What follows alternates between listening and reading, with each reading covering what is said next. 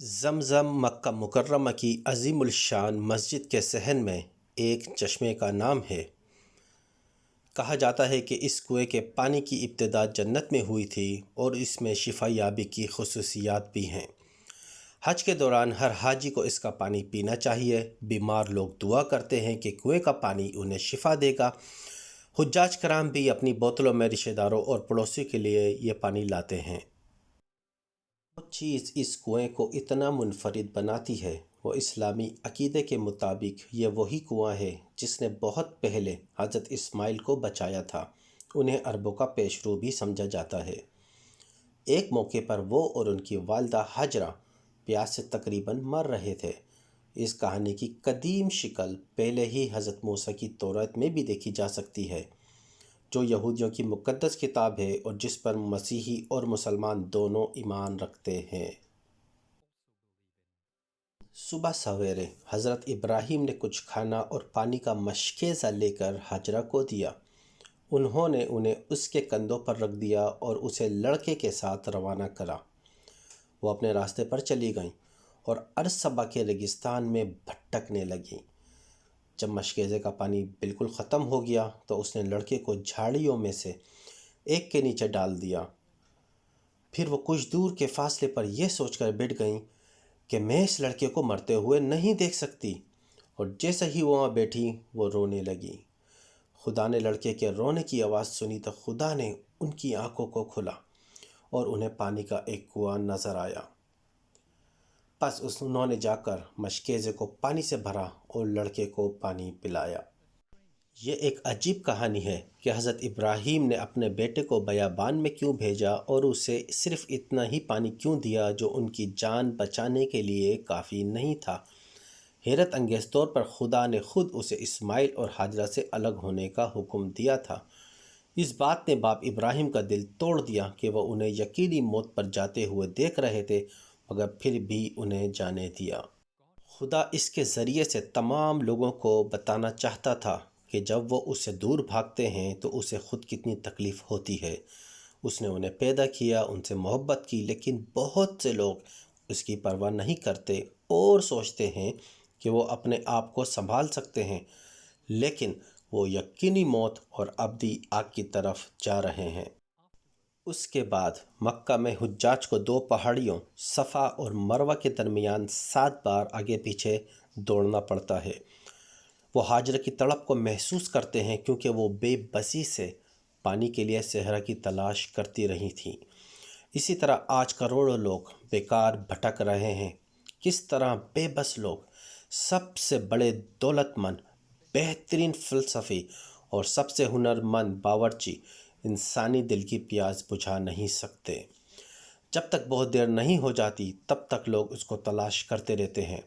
صحرا میں پانی کا ایک قطرہ بھی نہیں ملا، لیکن اچانک خدا نے پانی کے بھرپور کنویں کو بہا دیا۔ یہ ایک معجزہ تھا جو خدا نے حضرت اسماعیل کی محبت میں کیا۔ اس پانی کے بغیر وہ اور اس کی ماں مر جاتے۔ یہاں تک کہ جب ہماری ابدی نجات کی بات آتی ہے تو صرف ایک ہی امکان ہوتا ہے، الہی پانی کو ابدیت سے ہمارے دلوں میں بہنا چاہیے۔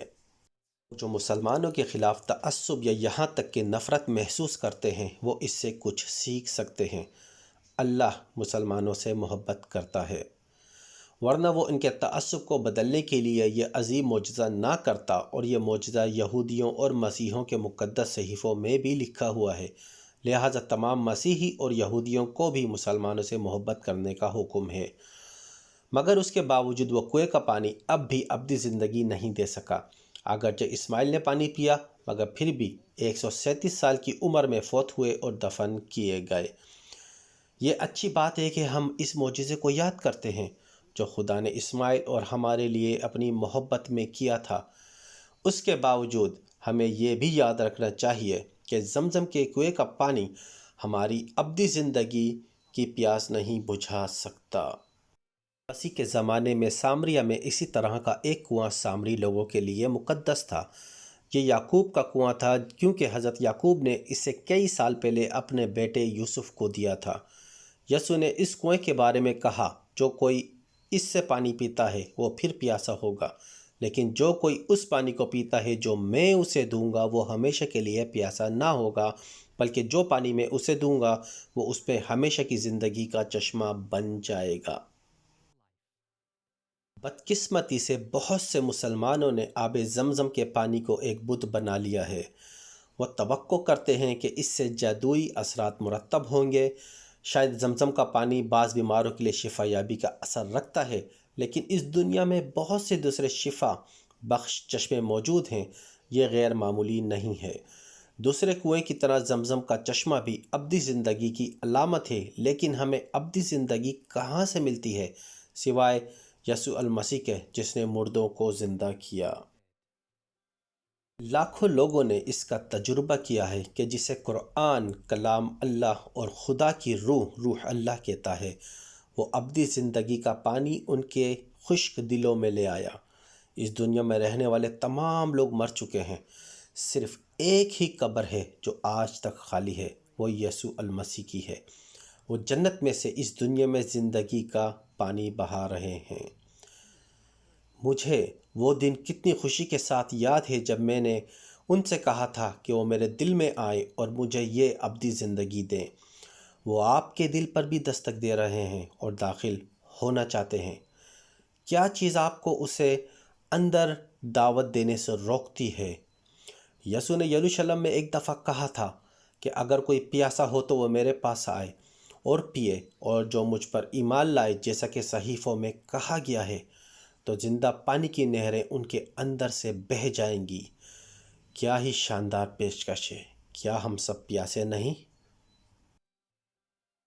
ہم اس کو قبول کرتے ہیں یا نہیں یہ ہمارا آزادانہ فیصلہ ہے، لیکن جب پانی کا یہ چشمہ دستیاب ہے تو ہم صحرا میں پیاسے کیوں بھٹکتے رہیں؟ یسوع المسیح کی زندگی کے قیمتی پانی کے بارے میں بہت سی حیرت انگیز دریافتیں انجیل میں ان کا انتظار کر رہی ہیں جو اسے پڑھنے کے لیے وقت نکالتے ہیں۔ آپ نیچے دی گئی تفصیل میں مقدس صحیفوں کا لنک تلاش کر سکتے ہیں۔